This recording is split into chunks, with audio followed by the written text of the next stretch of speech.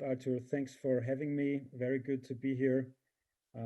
So, my name is Josef Lentsch. I'm the managing partner of the Innovation in Politics Institute in Berlin. I am a graduate of Harvard University and a book author and entrepreneur. I've looked at how new parties develop. That was my first book, how they are building themselves. And currently, I'm working on my second book to look at how established political parties are actually transforming and disrupting themselves from within. I think we need both. If we want to have a modern and dynamic democracy, we need new parties, new political players, but we also need reformed and innovated established parties. So, what I'm going to talk about today is political entrepreneurship. The talk is called "Starting Up Democracy." So, what I did is to apply the startup metaphor to the political sphere. Why is that? Because the political markets in many countries, even in liberal democracies, in Western democracies, are heavily regulated. In many countries, there are very high barriers to entry, but of course, there are also more authoritarian systems where there is a monopoly of one party or perhaps a duopoly of two ruling parties, where there's no real democracy and where those markets are shielded from competition. And when that is the situation, that's always a good start to bring in the entrepreneurs to disrupt those markets. So if you look at what entrepreneurs do, they are not risk takers. They are not crazy guys. They are risk takers. They take calculated risks because entrepreneurship, and that's my favorite definition, entrepreneurship is the pursuit of opportunity beyond resources currently controlled. So what that means is you go for something that other people say it's impossible. But it's not because you are naive or idealistic that helps. You need to have a certain idealism and naivete to actually start a journey like this. But you need to leverage stuff. You need to leverage resources that are not currently in your control. It's about other people. It's about money. It's about time. It's about organizations you need to build. That's what entrepreneurs do. And entrepreneurs have been doing this actually for quite some time. So, it's not a new concept. In the business sector, there have been entrepreneurs for a long time. But in the last 30 years, there was a new combination of the ideas of entrepreneurship with social questions and social justice challenges. So this is putting those two together. The concept of social entrepreneurship was created. So organizations like Ashoka and many others around the world tried to tackle social challenges and justice challenges with entrepreneurial means and entrepreneurial mindsets. And now, over the last 10 years or 15 years or so, we have seen something new, a new phenomenon arise, which is that more and more people, also people coming from the entrepreneurial field, are applying this mindset and these tools to the political sphere. And this is the birth of political entrepreneurship. I define political entrepreneurs as individuals who found and scale political startups. So, of course, a lot of political startups get founded and then fail. So I'm talking about those that enter parliament because they want to transform political systems from within. If you look at France, for example, that's quite a current example. I myself have helped to found a liberal party in Austria, which is called NEOS. But there are many other examples, like in Hungary, like in Ukraine, like in other places. And you don't have to necessarily agree with the political aims of those political entrepreneurs, but there have been many new political movements over the last years who really disrupted politics as we knew it. So how do they do it? And what do I think is the idea of a political enterprise? How should a political startup look like to be successful? So that's what I'm going to focus on in the next part of my talk. There's a quote from Buckminster Fuller, an American inventor and scientist. You never change things by fighting the existing reality. To change something, build a new model that makes the old existing model obsolete. So you build a better kind of party, you build a better kind of organization, and I'll come to what that means in a second, instead of fighting the existing systems. You need to build a party that's more open, more transparent, more accountable, and more participative. So, in order to do that, you have to think big, but start small and scale fast. This is an entrepreneurial approach. And you always have to keep in mind that failure is an option because entrepreneurs and also political entrepreneurs eat failure for breakfast. You need to have a certain stance of, we can do it. If not us, who will do it? If not now, when? But that idealism is not enough. You need to have more than that idealism. You also need to have professionalism. Many new political parties, also in Germany, for example, are founded with lots of idealism, and then they never make it really either to the voting booth, or if they do, they fail at the election. Why is that? Because they don't have the necessary professionalism. You need to have the money, the structures, the leadership, the people management, and so on, in order to be competitive. So if you think about founding something new, and running with it in an upcoming election, and you have perhaps 2 or 3 years, so where would you start? So I've developed by looking at many political parties. I've looked at how do new parties actually, successful new parties, develop, what steps do they take. So the first step you need to take is you really need to develop a deep understanding of the political system and of the key players, of the challenges the system faces, and of the political market opportunities. So it's not just enough to do some desk research. It's not enough to do some interviews. You need to really get in there. You need to do some writing. You need to formulate your thoughts. You need to really talk to a lot of people and develop a deep kind of appreciation of the political system, in order to kind of be able to then, in the next stage, after understanding, to formulate a substantiated vision of the future political system and the critique of the status quo.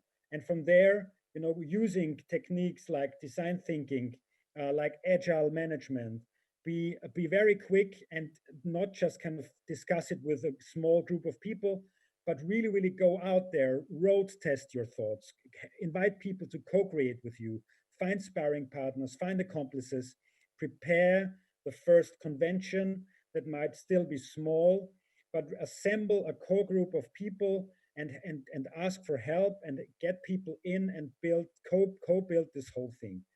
Start crowdfunding right from the beginning. Again, many political startups make the mistake of not starting funding and fundraising early on, and then they don't have the resources that they need. Co-design your way through the process. Reach out to people on Facebook, on LinkedIn, on Twitter, on TikTok, on whatever channels you have that you can use without spending a lot of money. And then start building up critical mass. Approach journalists, build up your own media channels, and build up your database of contacts. Then you launch. And once you launch and you're out there and people start to recognize that you're actually existing, build up competitive funding, build on the people, the donors that you already have, build up intelligence, strategic alliances, candidates, a campaign team, establish an advisory group in order to become competitive for a campaign. And once the campaign approaches like 12 months, 18 months ahead of an election, you start to really target particular groups. You need to do the data work, you need to do the math. You need to develop polarizing messaging because you need to polarize to mobilize.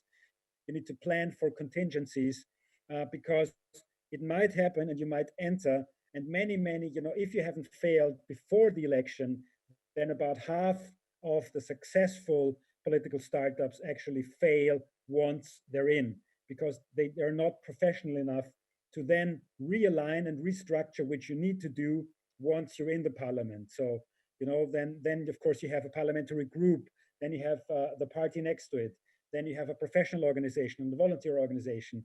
You need to align all that and keep that aligned permanently if you want to be successful. And of course, it's not the end of the story because from there you need to scale. So if you have entered a national parliament, you need to scale down to the regional parliaments and to the city parliaments. If you have entered the city parliament, you need to scale up to the national parliament. So you need to grow that structure, again, you need to finance the growth. So you need to develop that organization in line with your growth, keep stakeholders on board, and keep unity while you develop more diversity in the organization. So that's a really big leadership challenge. Again, a lot of political startups fail because they don't manage to keep their kind of flotilla that they then have over time aligned. So you need to really invest a lot in that. And then finally, you need to not just stop at scaling, but if you want to really bring about political change, you need to start from day one generating an ecosystem of a political change. What do I mean by that? That means that you start developing informal and formal collaborations with NGOs, with civil society, with companies. So you start to develop alliances, you start to develop platforms that allow you to, basically develop soft power and impact and influence more than just the political sphere, but society as a whole. That is not something that happens overnight. That is not something that happens from one year to the other. That's perhaps an exercise for 5 years or perhaps even for a generation. But you can do it. People have done it before, even in difficult countries where there's an authoritarian system in place. I've worked with parties in sub-Saharan Africa, for example. Right now, we're supporting parties there to bring about change. It's something where you have to take it step by step, and you must not become disheartened if change is slow, because it's a very hard very hard system to go up against. So change can happen if you use creative tools, if you have the idealism on the one hand, if you have the professionalism on the other hand. If you put those two together, you have the entrepreneurship that can really bring about political change, and help bring about movements that are having a real impact on the political sphere. So that's from me, very short and distinctly. Very much looking forward to your questions, and looking forward to the discussion. Thanks a lot. Thank you very much, Joseph. Um I have a quick question regarding the funding, because what you mentioned is that from the very beginning you recommend to start fundraising, to start crowdfunding. Don't you think that there are uh, the role of the money and the funding in politics is quite big right now, because we see that running a political organization, organizing an election, is becoming more expensive and expensive and expensive.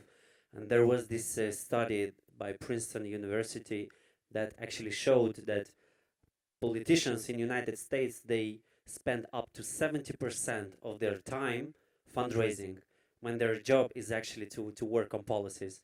What do you think about it? Where we stand now and in the future of democracy, will it become more expensive, or entrepreneurs will disrupt it? So I think the US, of course, is an extreme example of where money has become certainly a part of the problem, and where I don't know, Citizens United with Supreme Court and other stuff, where there's no limit really, and you spend billions of dollars. I think that's an extreme example, and hopefully there's a way back from there, because otherwise this will escalate more and more. But also in other democracies around the world, and there's the problem that the barriers of entry are so high, because you need to have so much money to begin with, because the existing players in the political system, they of course are sitting on the source, so to say, and so they have a lot of money in any system. So I think it you have to fundraise, you have to have the money. It's just not possible to have a competitive political movement that can enter a parliament and even perhaps enter government if you don't have an operation, a machine in place that can fundraise. And in every political system, there's a different number attached to being having a shot at entering. But there is a number, and you need to know that number. And many political startups don't know that number. I think, what you said is absolutely true. There's this problem that it gets more and more and more. So I think one possible way to approach that is to first of all, walk the talk and be more transparent. So design political parties and organizations that are more transparent than what is on offer. So, for example, you can put, even if it's not required by law, but you can put your expenses and revenues all online. My party NEOS did that in real time as open data, so anybody can look at, where's the money spent and where's the money actually what revenues is being made. Because it's first of all public money, and even if it's private money, we're talking about political parties, we're talking about democratic institutions, so people have a right to know. So I think that's a competitive advantage, and hopefully that's also providing role models for the future of democracy, that others, because of the pressure you build up over time, follow suit until the law is changed. But of course, again, that's again a tricky path, and one that's not done. Not an objective is not achieved from one year to the other. It takes a long, long time.